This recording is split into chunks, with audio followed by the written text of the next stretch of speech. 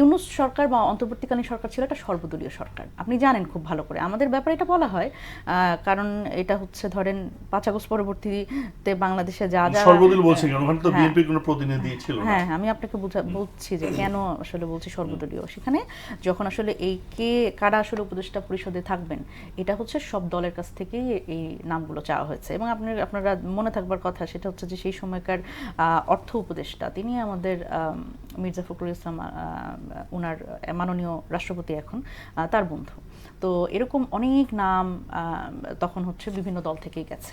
এবং সবচেয়ে গুরুত্বপূর্ণভাবে তখনকার অ্যাটর্নি জেনারেল এখন আইনমন্ত্রী, এবং তখনকার পররাষ্ট্র নিরাপত্তা উপদেষ্টা এখন পররাষ্ট্রমন্ত্রী। সুতরাং এটা যখন আপনারা বলেন যে এনসিপির সরকার, তখন আসলে ওই ডক্টর মোহাম্মদ ইউনূস ছাড়া আসলে মনে হয় খুব বেশি লোকজন আমাদের পক্ষ থেকে ছিল না।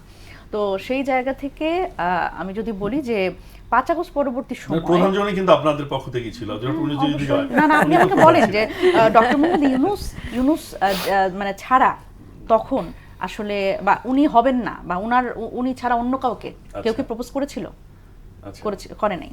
এবং উনি ছাড়া সেই সময় একটা সরকার যখন পতন হয়েছে, সেই সময় অন্য কে ছিল? আপনি আরেকটা নাম বলেন যে আসলে ওই সময় একেবারে ন্যাশনাল এবং ইন্টারন্যাশনাল যে একটা কনসেনসাস, সেটা হচ্ছে করতে পারতো, কেউ পারতো না। কিন্তু দেখেন যখন দোষ দেওয়ার হয়, তখন কিন্তু আমাদের উপর দোষগুলো আসে। এবং দেখেন 5 আগস্ট পরবর্তী সময়ে অন্তর্বর্তীকালীন সরকারের যত ধরনের ব্যর্থতা, এবং এই যে বৈষম্য বিরোধী ছাত্র আন্দোলন, তাদের যত ধরনের নানান কিছু চাঁদাবাজি থেকে শুরু করে যেই টুকটাক যে ঘটনাগুলোই ঘটেছে, সব কিছুর দায় হচ্ছে এনসিপির।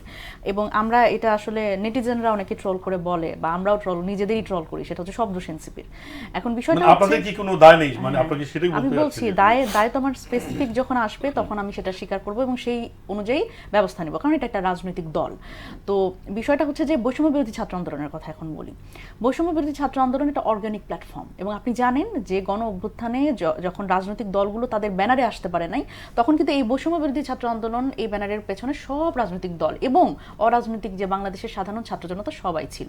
সুতরাং এই বৈষম্য বিরোধী ছাত্র আন্দোলনের ধরেন সিলেটের বানিয়াচংয়ের কোনো একজন সমন্বয়ক, সে কোনো একটা দুর্ঘটনা ঘটালে, সে কোনো একটা চাঁদাবাজি করলে, বা সে আসলে কোন দলের, এখানে ছাত্রদল ছিল, এখানে হচ্ছে সাধারণ স্টুডেন্ট ছিল, এখানে ছাত্র শিবির ছিল, নানান ধরনের স্টুডেন্টরা ছিল।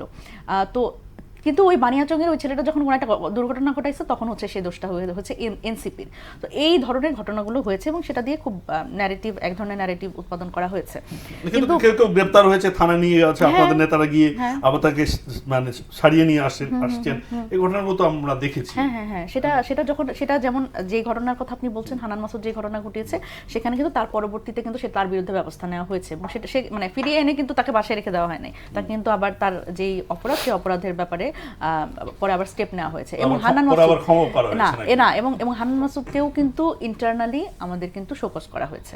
এটা হচ্ছে মানে বাইরে কখনো বলি নাই, কিন্তু আমরা বললাম। সুতরাং এই জায়গাগুলো যখন দল হিসেবে খেয়েছিলেন। এখন ঘটনা হচ্ছে যে ধরেন যখন আপনি একটা দল হিসেবে বলবেন এনসিপির কথা, তখন আমাকে স্পেসিফিক আপনার বলতে হবে যে কে এই দলে কি ঘটনা ঘটাইছে। তো বিষয়টা হচ্ছে যে যখন আসলে এই ঘটনাগুলো ঘটেছে, তখন আবার এনসিপিও গঠিত হয়নি, তখন জাতীয় নাগরিক কমিটি ছিল, এবং হান্নান মাসুদ তখন আসলে আমাদের সাথে ছিলেন না। হান্নান মাসুদ দল যখন গঠন হয়েছে তারপরে আসছে।